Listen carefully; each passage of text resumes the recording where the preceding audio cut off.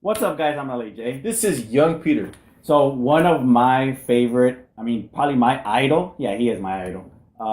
Player is getting not one but two jerseys retired. Two jerseys. I mean, someone's got to be really special to have two jerseys.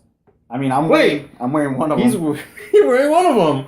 Holy So it's Kobe Bryant. Number 24 and number 8 are getting retired by the young, old master of basketball, Kobe Bryant. And the crazy thing about it, he's going to be the first and only player to You know what? It's really deserving because you're telling me that, well, it shouldn't only be one number, but who in their right mind would take number 8 for an example? Yeah. Who would take number 8 and play as the Lakers? And now you're gonna have so much pressure on you because people are gonna compare you to Kobe. Mm-hmm. That you shouldn't have wearing his Kobe's number. So they did the right thing and retired both numbers. And who did they bring in? I think they drafted somebody, and it might have been Brandon Ingram. I think Brandon Ingram took Kobe's locker, and he said he didn't even feel comfortable taking it. No, because it should have just been left in pristine condition. Yeah. Nobody touch it, and if anyone even got the chance on a tour to see it, they would have put that in such a private area, like just keep it black. Like probably had a security guard paid by the hour just to keep it guarded because that's how much Kobe really meant to the franchise.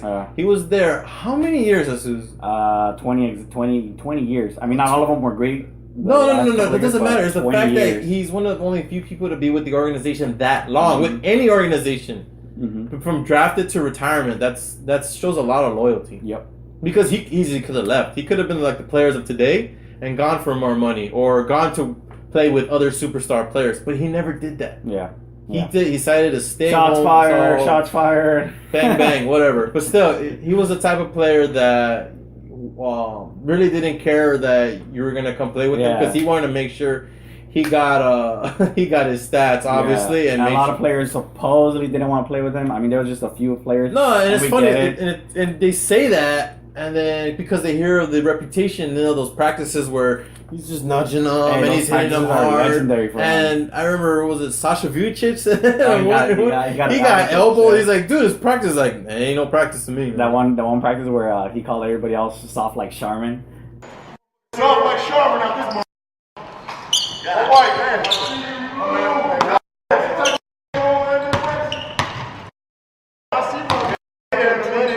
Damn, that was like. He and look, for a lot of people, that would suck hearing that, especially when it's really supposed to be just a practice. But you know what? Kobe never really had that mentality. And maybe that hindered in his later years trying to recruit talent to the Lakers. But you know what? Still doesn't take away from the fact that this man is a Hall of Famer. Undoubtedly, unanimous. There's no doubt about it. So we know December 18th is the day they're going to retire those jerseys. It's going to be against the Warriors. And so it's another automatic W, right? Because he took them out 2 times at Staples. Oh, the last 2 years. Right. So, that's right. Hey, optimism. 73-9. That's one of the 9s on that one. And then last year with Kevin Durant. Hey, and I remember what's her name?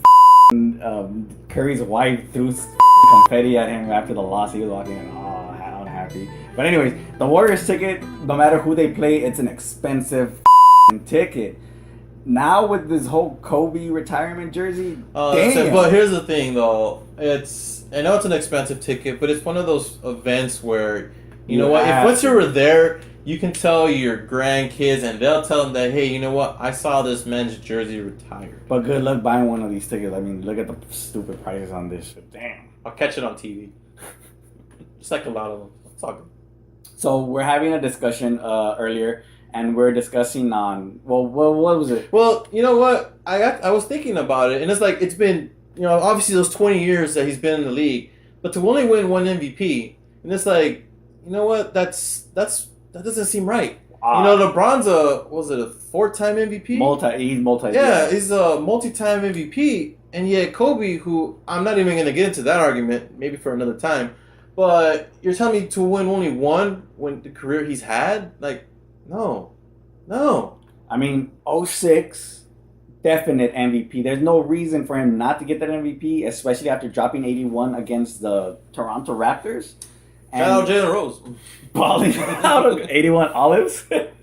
Balling out of control that year in 06, and he was just like, on another level. Like, I don't think anybody's ever gonna be on that level that he was just in that year alone. And from then on, it was like wins and like a mentality and just like aggressiveness and trying, like the hunger and desire to not only win but to destroy the opponents. I mean, the stories you hear. So one story that I've heard and I really love.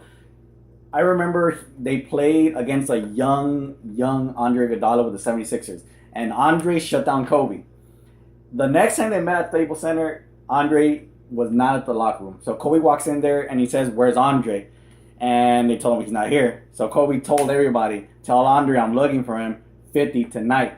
Ends the game at 49, and Andre Iguodala kind of brags about it because he didn't get to 50, but at the same time, like, he went in there and he said, "Hey, I'm gonna you up," and pretty much did. Yeah, don't tell Kobe you're gonna shut him down. Oh, he's one of the Shout out players to you Bruce don't. Bowen too. Yeah, that's one of the players you do not talk shit. Michael Jordan, you do not talk shit. Larry Bird, you do not talk shit. And Kobe Bryant, you do not talk shit. So obviously, with all this thing about Kobe going on, we were trying to think about another thing, and it's a statue. Yeah. Because Shaq has one out there, Jerry West, and of course Chick Hearn, rest in peace. Elgin Baylor needs one. Wilt, Still, of course. yeah, Wilt needs one, and then But dude, I don't know. At that point, that whole box is Yeah. going to be full of statues. But obviously, we're getting outside the point. We thought about like what jersey and what style, all this stuff. What's the statue going to be? If he's retiring two jerseys, how is that? Now you're retiring the two jerseys. Now is it going to be 8 in the front, 24 in the back? Is it going to be Froby? Is it going to be Ball Kobe? Fade is away, it going to be layup, Kobe with dunking? the thing in the ground? Like, which? I'm really curious now to see what the statue's going to be. It's cool, the whole thing in the Raptors, yeah, but now I want to know what the statue's going to be because you decided to put this on yourself to retire both 8 and 24. Now, please, I want to see some type of preview of that where it's like, I just want to see that. Well, what did you say? What type of Kobe was it?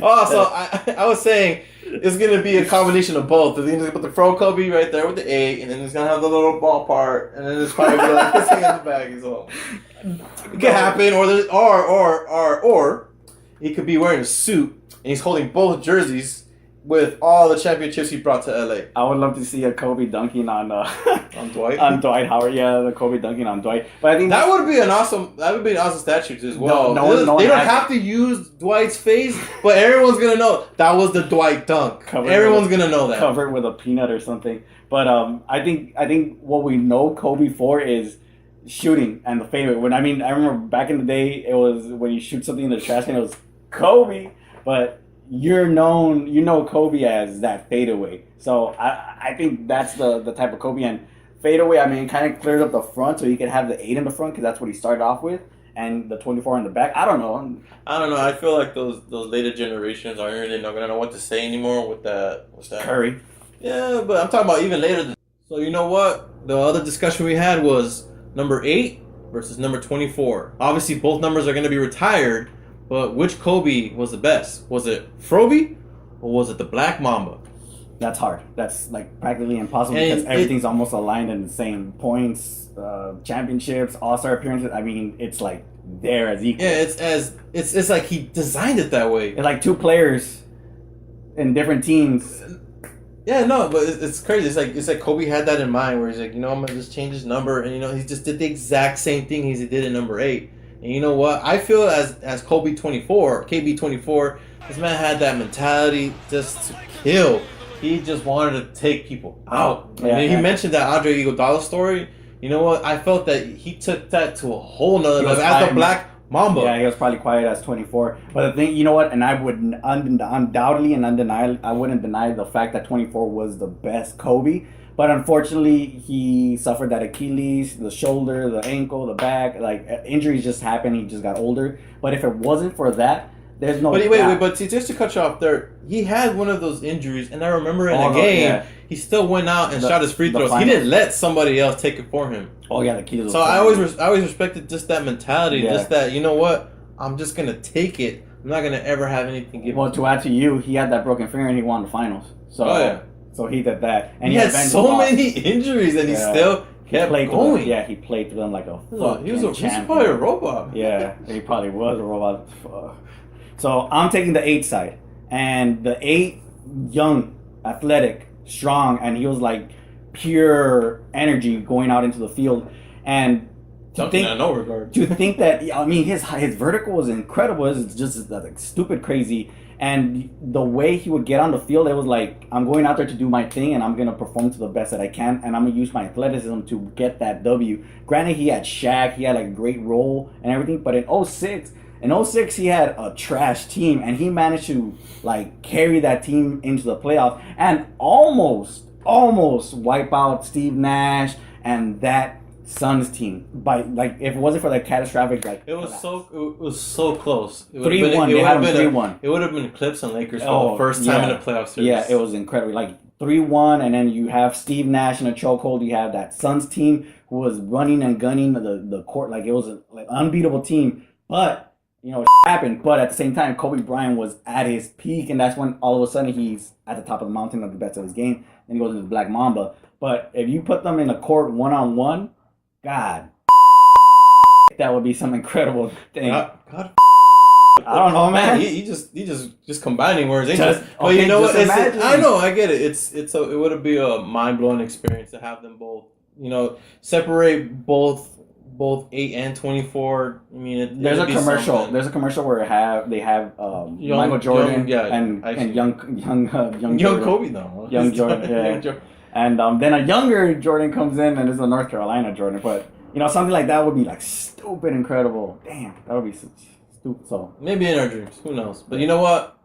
With that being said, I'm Young Peter. I'm Malay J. And we're Legendary Sports, so make sure you check out the next article. And we'll see you guys next time.